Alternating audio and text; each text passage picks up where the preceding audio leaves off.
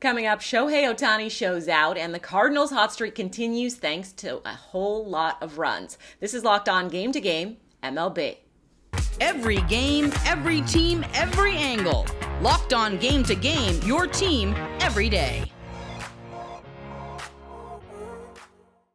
Welcome in. You're listening to Locked On Game to Game MLB. Local experts join us to go over yesterday's matchups across Major League Baseball. I'm your host, Kainani Stevens. Thank you for making Locked On your first listen every single weekday. Another ridiculous night for Shohei Ohtani, who makes baseball look really, really easy. This time at Baltimore's expense. Locked On Angels and Locked On Orioles are in to go over everything you need to know. Oh my Tani. Shohei Ohtani proves why he is the unicorn yet again. What's going on, everybody? John Frisch, one half of Locked On Angels. The Halos roll into Baltimore and win the first game of the series 9-5 on the back of a Shohei Ohtani start on the mound, where he went 7 innings pitched. He did give up 5, but they came on 3 home runs. 2 of them were 2-run shots. 1 was a solo shot, and it was all about pitch location on those home runs. Just a little mistake there.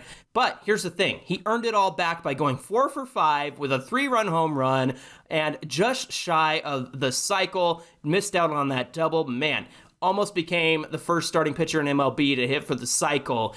Meanwhile, the rest of the Halos got in on this one. Chad Wallach goes 3 for 5 with a home run. His first day back off the IL. Hunter Renfroe gets 2 doubles. Gio Urshela goes 2 for 4 with a double and 2 RBIs. Man, the Angels really needed this win, I gotta tell you. We'll talk about it on Locked On Angels. We hope you'll join us. Well, sometimes Shohei Ohtani just happens. And sometimes there's not much you can do when Shohei Ohtani happens. Ohtani, a double shy of the cycle, hit a mammoth home run, and the Orioles lose to the Angels 9-5. Now, Grayson Rodriguez could have been a lot better, and that was not a good start from the Orioles rookie right-hander, but Shohei pitched 7 innings. The O's got to him a little bit with 3 homers, but he pitched 7 strong innings. He had 5 hits at the plate. He always hit for the cycle. He's doing Shohei things. Now, I will say, when looking at this series, this is how I built it out. O's win 3 of 4, and you lose the Ohtani start. So far, so good on that plan, but man, that's the best baseball player in the world, and he showed it against the Orioles on Monday night. I'll recap all the action from the game coming up on Tuesday's episode of the Locked On Orioles podcast. The troubles for Boston continued at Fenway Park after getting swept by the Cardinals this weekend. They lost big time to Seattle yesterday. Locked On Red Sox is in to go over some of the issues.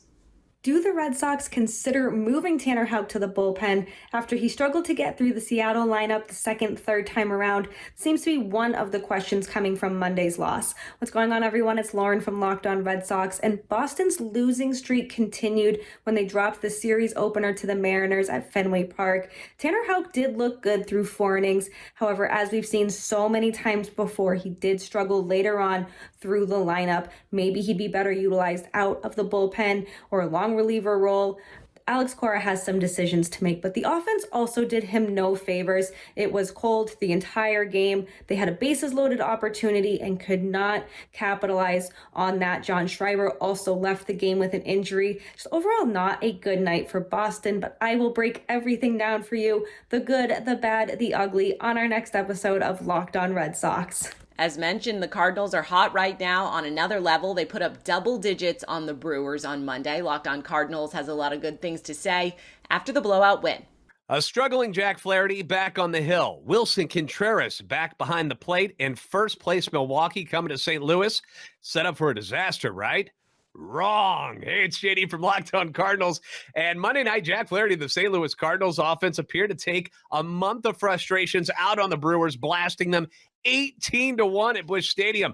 Nolan Arenado stays hot, hitting a home run in his 4th straight game and drives in 4. Nolan Gorman hits his club-leading 10th home run of the season and drives in 5. He now leads the National League in RBIs out of nowhere. Andrew Kisner hits a grand slam tonight, albeit off of a position player, but it still counts. But the big story in this one was Jack Flaherty, who looked as good as we've seen him in a couple of years. He hurls 7 shutout innings, he strikes out 10, and ends the night with a kiss from his mom in the dugout. Perfect. Heads up, NL Central. The Cardinals have now won 4 in a row and 7 of their last 8. For the latest updates and info, be sure to keep it Locked On Cardinals. Texas got blanked at home while the Braves had no issues scoring runs. Locked On Rangers has more of the details from that matchup. Welcome to the big leagues, Corey Bradford. Here's the freaking Braves. What a debut for Cody Bradford. Not a great debut for the Alito and Baylor standout. I'm Bryce Patrick, host of the Locked On Rangers podcast. The Rangers lost this one 12-0 to the Braves. The first major league game for Cody Bradford, the reigning PCL pitcher of the month in AAA, a sub-1 ERA in AAA. Not a great outing for Cody Bradford. He got hit for 6 runs. All of them were earned in his 5 innings of work. Cole Reagans got also hit for 4 runs in 3 innings of work. The Rangers offense not able to do anything in this one against Charlie Morton. A 12-0 shutout. Great to see the Alito native get his big league debut. Really wish it could have been a win, and really wish he could not have been lit up against the Braves. Coming up, Alex Bregman comes through for Houston to get the win. Locked On Game to Game. We'll be right back. Today's edition of Locked On Game to Game is brought to you by FanDuel, America's #1 sportsbook. Now, it's the perfect time for you to sign up if you are new to FanDuel because you get that no-sweat first bet of up to $1,000 back in bonus bets if your first bet does not win. Lots of great NBA matchups as well as the NHL in the Stanley Cup playoffs. There's no better place to bet all of the action in America's #1 sportsbook. If you visit FanDuel.com/lockedon, you'll get a no-sweat first bet of up to $1,000. That's FanDuel.com/lockedon. FanDuel, the official sports betting partner of the NBA. Welcome back. You're listening to Locked On Game to Game MLB. I'm your host, Kainani Stevens. We thank you again for making Locked On your first listen every single weekday. A late rally came up just short for Cincinnati in a back-and-forth game with Colorado. Locked On Rockies and Locked On Reds give us the updates from the winning and losing sides. Rock on Rockies fans, welcome into the Locked On Rockies podcast. It's the Brenton Doyle game. The Colorado Rockies win a Coors Field slugfest against the Cincinnati Reds for their second win in a row, and it's all thanks, really, to Brenton Doyle. Bullpen is getting a little shaky. Pierce Johnson now in multiple situations where things get a little too much out of hand towards the end of that game, and Brenton Doyle's massive late-game home run was the difference there. The Rockies are playing, again, still not great, but continuing to put things together, putting together 2 wins after dropping 2 in a row, breaking up the stretches, making sure that they sneak some wins in, don't lose too many in a row. Let's see if they can go on and keep this momentum, get the series win, and look forward to a sweep against the Reds, because that would make this a pretty solid homestand overall. And again, Brenton Doyle continues to impress for the Colorado Rockies. We'll break it all down right here on Locked On Rockies. When you score 8 runs, you usually win. Just didn't quite happen for the Reds tonight. What's up? This is Jeff Carr from the Locked On Reds podcast. And Matt McLain had his debut spoiled by the Colorado Rockies and really spoiled by a tough pitching night for Hunter Green. And the Reds bullpen that's pitched so much here recently and pitched so well recently started to show a little bit of wear and tear. 9 runs allowed by Reds pitching tonight, 6 of those by Hunter Green. But hey, Matt McLain got on base a couple of times. His first major league hit was a double. You love to see that. He put more balls in play than he had whiffs, like swings and misses. That's phenomenal for me.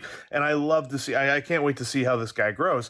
And not to be outdone, Nick Senzel was amazing. He's on base every single time up to the plate. He did get out on a fielder's choice, but had an awesome single there in the 9th inning that let us think that there could have been a rally at the end. We got a lot to talk about. Make sure you join us on the next Lockdown Reds. And Alex Bregman homer was the difference between the Cubs and Astros on Monday. We check in with our Locked On hosts for a full breakdown. Cubs lose this ball game 6-4, and Houston was a very good baseball game. Houston got out to a 4-0 lead in the first on a misplay by left fielder Christopher Morel, who's really not a left fielder. A couple more runs, and they were up 4-0 with Framber Valdez on the mound. Kind of felt like it was going to be another blowout loss for the Cubs, but they came back, tied the game at 4. Christopher Morel hit a big game-tying 2-out, 3-run home run, and it was 4-4 all the way, I would say, up until I think it was the 7th inning. And then Michael Fulmer came in, who's just had a really rough beginning to the season, and we're not even in the beginning anymore. He gave up a 2-run homer to Alex Bregman, and that was the difference. The Cubs continue this free fall. They are 5-12 in their last 17. They are now 3 games under 500, and they have 2 more with Houston coming up. Hey, the Racing Wellhouse here with Locked On Astros, and the Astros defeat the Cubs. It was a 4-0 game as Framber Valdez struck out his first 4 batters. He would eventually strike out 8 batters, but would leave in the 4th inning after giving up a game-tying home run to Morel, who has hit basically 4 home runs in the last 6 games, just on a crazy tear. So the Cubs made a charge back, tied it up. Late in the game, guess who showed up? Alex Bregman. He hit a 2-run bomb that put them up on top for good. And not to be lost in the mix, Jose Abreu had a part in that 4-run first inning where he had a 2-out, 2 RBI double. The bullpen came in and shut the door. Stanek looked phenomenal with 3 strikeouts. Martinez, Montero, that's right, Montero, and Hector Neris came in for the save. The Astros win, and they look to take Game 2 against a very tough opponent as Christian Javier takes the mound opposite of Steele, who is 6-0. Stay tuned in to Locked On Astros. We're your team every day. And as always, go Stros. The Giants scored all 6 of their runs in the second inning and made things very easy for the San Francisco pitching staff the rest of the way against Philadelphia. Our Locked On Giants host recaps the win. Big win tonight for the San Francisco Giants over the Phillies. What's up? This is Ben Kaspick from Locked On Giants. And the Giants, they had a 6-run inning, and that was it, and that was enough. Michael Conforto with a 3-run shot to the opposite field. And he is a guy who hits home runs line to line. And so pretty much everything this year, as he was slumping, he was pulling. And so it's great to see him in the last week or so coming out of it, and then now finally hitting a jack to the opposite field. And the defense was on display tonight. Bryce Johnson, a couple of good plays. Casey Schmidt, a really good play. JD Davis, a leaping play in the 9th that was huge. And Alex Wood, welcome back. It was great to see him back on the mound. Given the struggles of some of the other starters, it's really important that he's back. So we'll break all of this down tomorrow on Locked On Giants, where it's your team every day. Coming up, the 2 New York baseball teams headed in very opposite directions. This is Locked On Game to Game MLB. Welcome back. You're listening to Locked On Game to Game MLB. I'm your host, Kainani Stevens. We thank you again for making Locked On your first listen every weekday. Things looking pretty bleak right now for the Mets, and it's only May. Locked On Mets goes over the loss to the Nationals. The New York Mets had a chance to win their first series in nearly a month on Monday, and they came out flat, could not score on Patrick Corbin, and David Peterson once again was brutal. This is Ryan Finkelstein, the host of Locked On Mets, and on tomorrow's show, I'll be discussing how David Peterson went from a promising campaign in 2022 to great spring training heading into this year to somehow becoming the worst starting pitcher in baseball. Also, boneheaded plays like Francisco Alvarez getting picked off first base with the bases loaded that led to another disappointing end to a series as this team continues to look nothing like the group that won 101 games last season. The Twins and Dodgers went down to the wire last night in LA. Our Locked On local experts recap that final from Los Angeles. It's 1:02 a.m. in the Central Time Zone, and this is your Locked On Twins sleepless post-game minute as the Twins fall 9-8 in extras to the Dodgers. Twins do a tremendous job playing from behind, tie the game up on multiple occasions, but simply could not push a run across in extras against Phil Bickford, who walked 4 batters in 3 innings. Seems almost unthinkable, and Jorge Lopez walks in the winning run. Just a really frustrating game overall. Twins 4 of 17 with runners in scoring position, and just could not get the big hit late. And then, too, this is the Phil Cuzzy game 2.0, with him being absolutely brutal in the final few innings. We'll keep an eye on the pitching matchup for tomorrow, and especially, too, it's Clayton Kershaw pitching after his mother passed away, and they have no bullpen depth to speak of. So check back tomorrow, Locked On Twins. We'll talk to you then. Aaron Judge made some more Yankee history with a multi-home run game as New York beat Toronto on the road. Locked On hosts from both sides join us with more. This is Stacey Gotsoulias of Locked On Yankees, and when the news came out that the Yankees were going to be using an opener in their Monday night game against Toronto, people were wondering, why? Why are you doing this? But it actually worked out. Jimmy Cordero threw 2 perfect innings. Then the Yankees brought in Johnny Brito, and until the bottom of the 8th, it was going really well for him. The bottom of the 8th, the floodgates opened after Gleyber Torres made an error, and the Blue Jays scored 4 runs, 2 earned on Brito. His final line was 5 1/3 innings, 6 hits, those 4 runs, and 2 strikeouts. And on the offensive side for the Yankees, Alek Manoah walked 7 batters for the first time in his career. Aaron Judge had 2 home runs. Anthony Rizzo extended his on-base streak to 14 games with a ribby double in the 6th. Willie Calhoun hit a 2-run home run off of Manoah in the first inning, and Kyle Higashioka hit an RBI single in the fourth off Manoah. So aside from the 8th inning hiccup, it was a good first game for the Yankees. Again, going with an opener for Johnny Brito, and it worked out for them. So we'll have everything you need to know about this game. Plus, we crossed over with Locked On Blue Jays to preview the next game in the series. So please tune in. Hello, friends. Craig Ballard, Locked On Blue Jays. Jays try to make it close, but ultimately do fall in game 1 of this 4-game home series against the hated New York Yankees. 9th start of the season for Alek Manoah. Blue Jays now 4-5, below 500 with the big fella on the mound. Wow. Manoah has made it past the 5th inning just twice so far this season.